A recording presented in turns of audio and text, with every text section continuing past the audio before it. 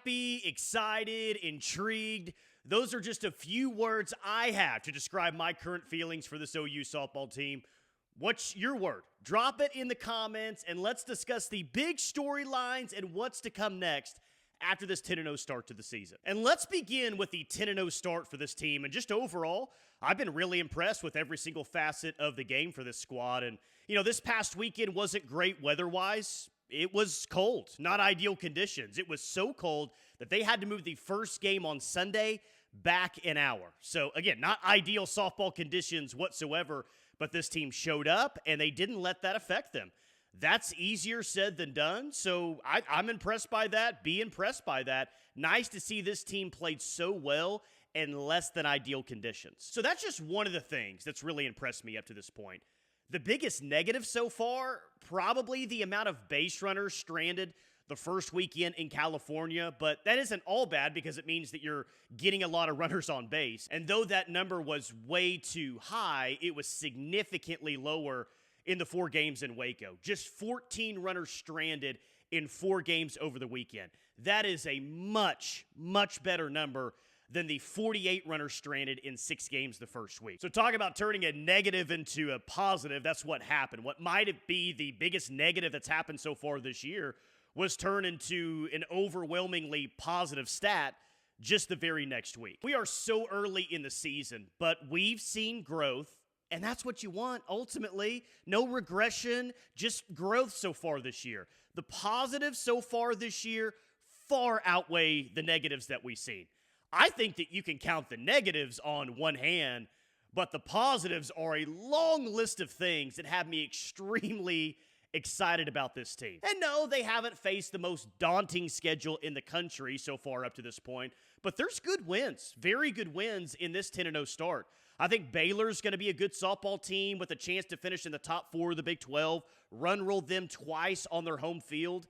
I picked 4-0 for this past weekend, but I don't think anyone picked 4-0 with 4 5-inning run rolls. That's pure dominance. And then how about that San Diego State win? You got the first day of the season on the road. That win looks pretty good, right? San Diego State picked to win the Mountain West, and they just went 5-0 in Clearwater with wins against Missouri and Alabama, a couple of SEC wins. They beat Wichita State as well. San Diego State, pretty good. So yeah, the schedule will get better. That's obviously very fair to say. But OU hasn't faced a terrible schedule so far. In fact, they've already played 6 true road games. They faced adversity with that. They've grown with that. And after 10 games, I think that you like the product you've seen so far. Let's just see more growth in the next 10 games. That's the process. How about the biggest takeaway? Well, for me, it's been the pitching. This was supposed to be the biggest question mark for this team. But it's arguably been the biggest strength so far for this team. Now, again, and I feel like I have to preface everything I say with this. Yes, it's early in the season. We got a long way to go. But every single pitcher that's seen action has seen success so far this year. And if it was just one pitcher or 2 pitchers that were playing well, I might check myself on the potential of this being the strength of this team. But it's been everyone. OU has thrown 2 perfect games already in the first 10 games of the season. I am no math whiz. I assure you of that. But I am smart enough to calculate that 20% of the games so far this year have ended with a perfect game for OU. That's pretty amazing. Bella Smith is 4-0 with a 0 ERA. She's pitched 15 2/3 and has only allowed 5 hits. She has 17 strikeouts to just 1 walk. Those numbers are incredible. Bella Smith has had maybe the best start of any pitcher so far in college softball, and she's thrown one of those perfect games that I just mentioned. Sam Landry's thrown the other perfect game. She did that on Sunday, and she's gotten better and better with each start. 2-0 on the season with 1 save. She has 31 strikeouts and 20 1/3 innings. She just mows down hitters consistently. And arguably against the best offense that OU has faced this season, she went 15 up, 15 down against a good Baylor lineup, and she's only going to get better, guys. And hey, if that was it, if that was your 1-2, I'd feel great about things. But it's been a lot deeper than that. Kirsten Deal has had 2 of her best starts back-to-back. Katie has a .88 ERA this year. Audrey Lowry just had her best performance of the season on Sunday. She came in relief, didn't allow a hit in 3 2/3 innings. And then there's Peyton Monticelli, who didn't have the cleanest start on Sunday, but has been awesome so far in relief, and probably where she's going to be the most effective this year. That's 5 arms you can count on with this team. Not very many teams, if any, in the country right now have 5 arms that you can count on. That is enough to do some very special things this season. And how about this stat? The pitching staff has just 8 walks on the season. Maybe their most impressive number. That leads the SEC, and the next closest is 15. They hammer the strike zone. They hammer the strike zone a lot. No free passes for any of the opponents. 8 walks, an incredible number so far through 10 games for this OU pitching staff. All right, let's get to MVP of the week. I'd love to give it to Sid Barker. I really would. I'd love to give it to Sam Landry. I would, and it's a great thing that we have options here. But come on, guys, let's not make this complicated. It's Ella Parker. She was 9 for 12 with 2 home runs and 6 RBIs this weekend. It's just insane. And we're already at this point where I think a lot of teams are saying, we're not going to give her anything to hit. You may beat us, but we'll walk her. We'll pitch away from her. That's fine. We're going to make someone else in the lineup beat us. A 9 for 12 weekend at the plate is just incredible. She was SEC Player of the Week last week. Will not be the last time this year that happens. You can argue other players in the comments. I actually welcome you and challenge you to that. But give me Ella Parker once again this week for MVP of the week for the Sooners. And that's a great segue to say more nice things about Ella Parker. And let's start with this. She's the best hitter in the sport, guys. Sure, some of that is based in opinion, but most of that is based in fact.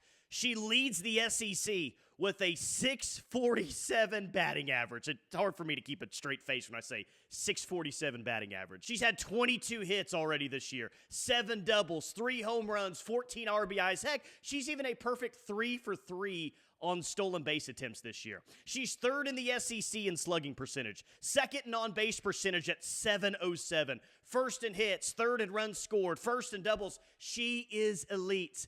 And I truly believe that even though we're just 10 games into her sophomore season, think of that, by the way, she's still considered a very young player. But by the time she's done at OU, she will be considered as one of the best hitters in school history. She won't break the home run record, but when you look at career batting average, slugging percentage, hits, she's going to rank extremely high in all of those categories. Enjoy what you're witnessing right now with Ella Parker, because it's truly special.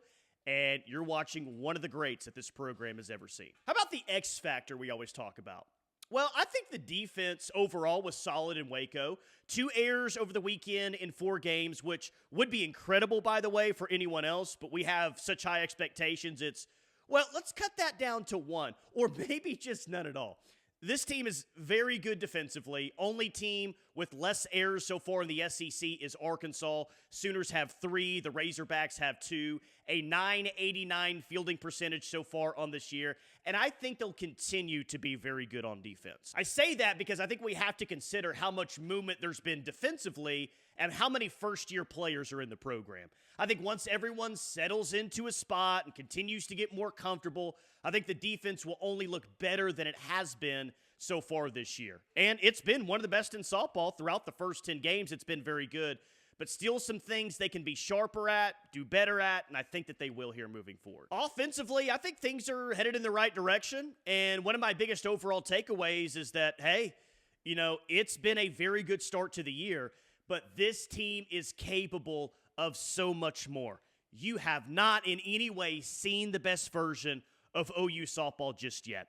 And I mostly say that because I don't think every hitter has shown their best so far. Ella Parker has been elite. Sid Barker has been incredible. She may be this team's 2nd best hitter right now. Certainly the biggest surprise so far this season. Sid Sanders is having a nice start, as is Abby Dayton. But Cassidy Pickering, I think, is going to give you more. Ilana Agbayani is going to give you more.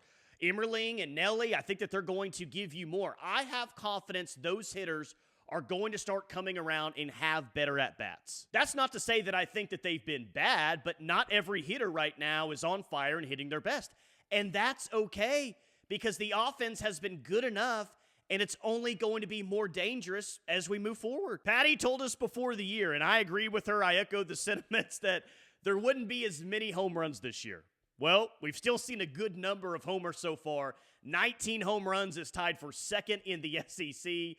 The freshmen have come in right away and helped you offensively, which has been very, very nice. I mentioned Sid Barker, but it looks like she has a great chance to be an absolute star for this program. Incredibly excited about her. And though, just kind of overall, I wouldn't give the offense an A+ just yet. I do really like that they consistently jumped on opponents early in Waco and significantly cut down the number of runners left on base from California in week 1. This is a very good offense, and it's only getting better as we move forward. Next, let's take a look at the Norman tournament. Now, things have been altered a little bit, a revised schedule. Things have been pushed back, so no Thursday, no Friday games now for OU softball.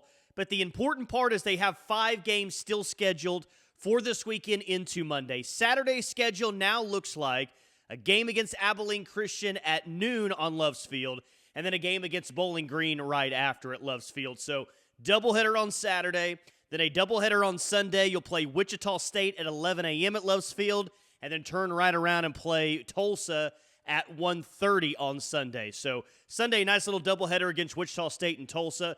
Doubleheader on Saturday, doubleheader on Sunday, and then you'll play a Monday afternoon game, a Monday matinee, 1:30 against Abilene Christian at Loves Field to close out the Sooners for the Norman tournament. Just glad that they were able to get all these games in because, look, this team needs to play softball games. That's what they need. We talk about the progress, getting better week to week. That's what this team needs, is more opportunities. No, there's not any opportunities against a top 25 foe this weekend, but that's okay. That's fine. They need to continue to grow. They need to continue to learn from their mistakes. You know, we got to wait until Saturday to watch this softball team play. I was hoping it would be Thursday, but they're well worth the wait. Still 5 games in 3 days. Going to be an action-packed Saturday, Sunday, and Monday. Can't wait to see this team on Loves Field for the first time this year. Finally, let's get to my favorite comments of the week. You guys do such a great job of commenting on every single video. Great insight. I mean, you guys are great. You love the sport, and it shines through with all of your comments. I think it's awesome. I want to highlight 3 every single week. Let's start with Redneck Peril, who I think is very, very bright when it comes to college softball. Want to know how insane Ella Parker's first 35 plate appearances have been? Yes, I actually do. She went 3 for 3 in the Baylor game, and her slugging percentage dropped. That's because her slugging percentage is above 1,000, meaning she is averaging more than a base hit per at-bat. So she started the game with a slugging percentage of 1.154 and hit 3 singles, dropping her slugging percentage to 1.138. In fact, Ella is literally averaging more than a base hit per plate appearance.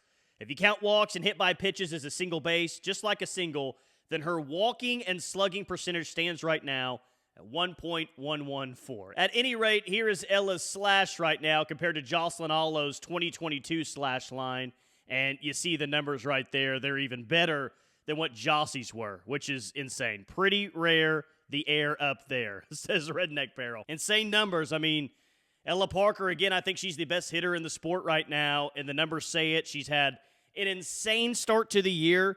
Will it continue? I mean, that's going to be a very, very tough pace to continue at right now. And that wasn't even, I think that was even before that final Baylor game when this one was put out. I don't know if she will continue at this pace, but she's still going to hit the ball really hard. She's still going to hit the ball really well.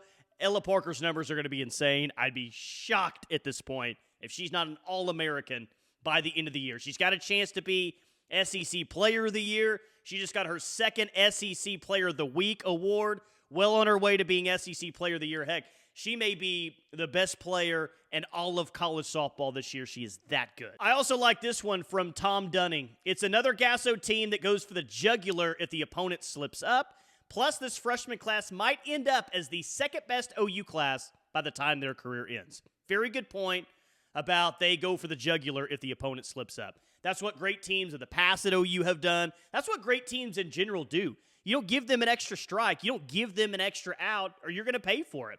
Heck, speaking of Baylor, I remember a game that OU played, a couple of years ago where there was a drop foul ball and Tiare Jennings got another chance and she ends up hitting So Tiare Jennings ended up hitting a walk-off home run, and Baylor just gave Oklahoma an extra out. And even if they're struggling offensively, you never give a great team an extra strike or another out, and you are seeing this team take advantage when teams give them extra opportunities, which again is another sign of a very good softball team. And finally, Jimmy Woods says, great stuff. As I'm watching this today, I'm just in bewilderment. How Patty does this year in and year out, following them since 1999. This is probably the best young team at this point in the season she's ever had. Think about that. Jimmy's been following this program for over 25 years now. He's seen awesome freshman classes, but he can't remember one that's looked this good this early on. When you talk about Sid Barker and Gabby Garcia, and you talk about Audrey Lowry, and you talk about Tia Malloy, and just this freshman class as a whole, how good they are immediately. And they're only going to continue to grow and only going to continue to get better. That's a very exciting thought of what Jimmy thinks could be the best young team at this point that she's ever had in the season. We knew the freshmen were going to be contributors.